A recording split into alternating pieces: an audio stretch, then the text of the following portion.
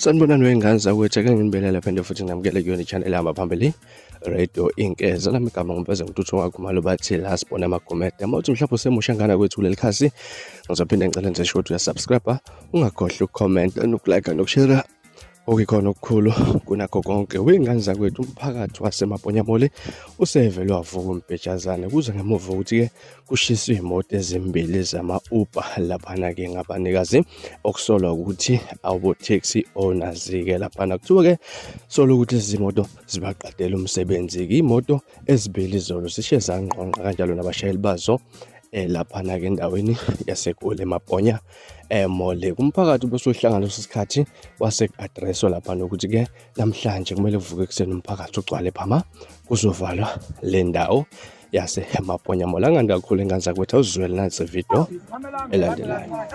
Sanibonani mphakathi wase-Pimville, mphakathi waseSoweto, abantu abemela ama-leaders community yase-Pimville. Sikhanda ukumema everyone wala eSoweto. We are sick and tired of what is happening la eMaponya Mall. Maponya Mall is not for the first time this thing is happening here. 2 people are shot, rushed to the hospital, and the other one is dead there, right there, buried inside the car, an Uber driver. So, as a community, it is us, the community, who protected Maponya Mall.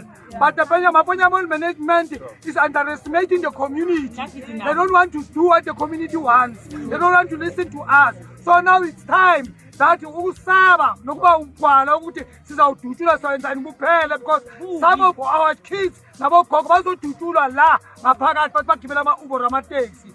We are not part of this thing that is happening, but we are saying for the lives of the community, Maponya Mall tomorrow morning must be closed. Sikali community be la extend as early as 4 o'clock in the morning.